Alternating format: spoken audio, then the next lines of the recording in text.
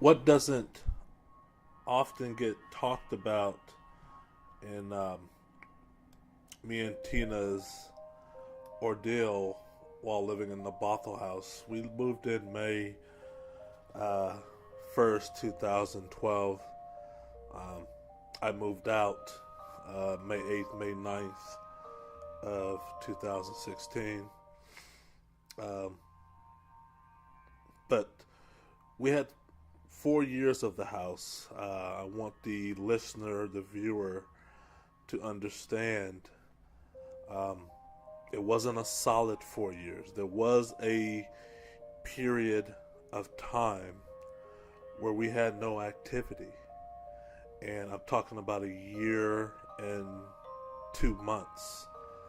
Um, for the entire year of 2013, we had no activity. The house was extremely active.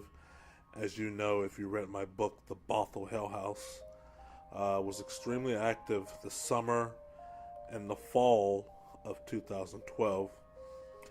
But it tapered off around the November, December 2012 time period. And for the complete year of 2013, we had no physical activity. And I want to be, I guess, blunt, if you will. And when I say activity, um, I mean objects moving, loud bangs, the disappearing of objects, and the reappearing of objects. Um, we didn't have that in the year 2013. However, there were moments of weirdness. There were inexplicable, unexplained events happening. And that's what this video is going to talk about. One of the most weird, unexplained mysteries, and there are a lot of mysteries about the Bothell House, is an event that happened late summer, early fall 2013. In my book, The Bothell Hell House, the chapter is titled 2013. Uh, that late summer, early fall, I had successfully uh, been accepted as a beta tester for the next generation, at that time, Xbox and Connect system.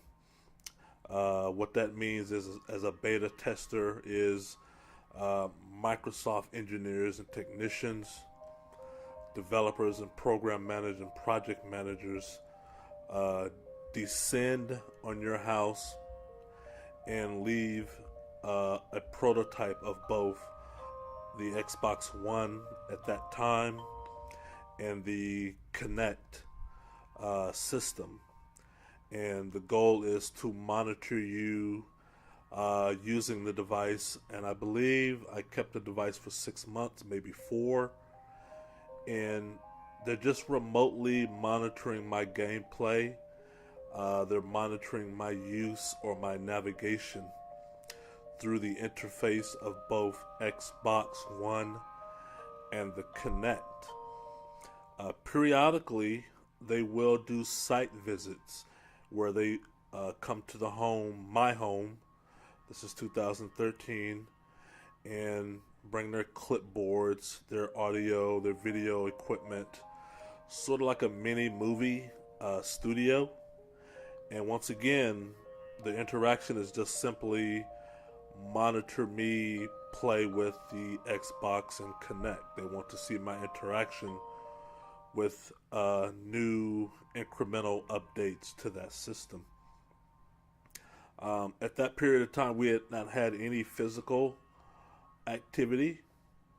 So this particular night, I was sitting on my couch and I had about 5 to 7 Xbox or Microsoft employees physically present in my den slash living room. Cameras are rolling, microphone is attached to my person, and I'm playing the Xbox. A total separate team is monitoring me via Xbox at the Microsoft Lab or Microsoft Research and Development in Redmond, Washington, which is about 20 minutes or 30 minutes from where I live. This particular night, something very peculiar had happened that had never happened before. The team had been to my house several times, but this particular night, I believe it was the program or project manager who has an earpiece in her ear. She's constantly talking to the team that's at Redmond who are monitoring me from afar. And they told me to stop playing. They said, we have their words, not mine, an anomaly, an unknown situation that has suddenly appeared on the screen that they cannot ascertain what the root cause is. They believe they found a bug. Therefore, I need to stop playing so they can study what this anomaly or bug, as they say it is. And they're dumbfounded. What they're doing at the time is, or what they see via the Connect, via my television, where they're located, is these black, weird-looking orbs. These orbs appear, well, they don't appear, they are, hovering in the far background of the kitchen area, and they're just hovering, moving about slowly, nonchalantly. I tell people, because we saw this, we stopped playing, I stopped playing, and we switched the input to where I could see, or what we could see, what they were seeing in Redmond. And there was a series of orbs, as I call them, black blobs, maneuvering through the air near the ceiling perimeter of the kitchen area and living room or den area, staying very close to the ceiling, mind you, floating but interacting with each other. And none of the technicians or engineers, these are smart individuals, these are developers, these are coders, these are technicians, engineers, program managers, product owners. Nobody, and I mean absolutely nobody, could ascertain what these blobs were. More important, what they were doing. Everybody at Microsoft could not explain it. They viewed it as a huge glitch, and it sort of made them nervous that they couldn't explain it, because keep in mind, the reason you beta test and do user acceptance testing with prototypes is to prevent such anomalies like the one we're witnessing reaching the hands of the customer.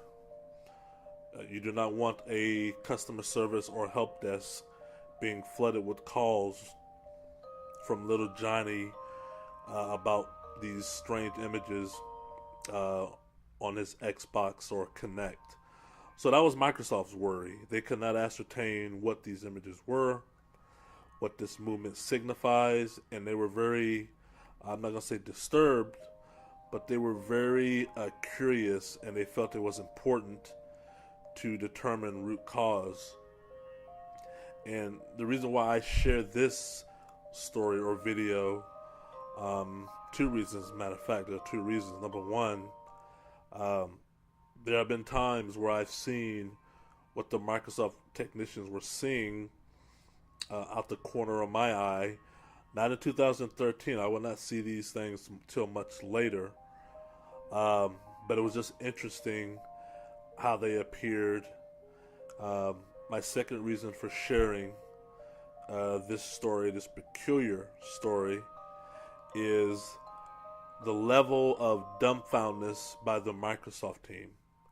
Um, of course, this is not a glitch on their end.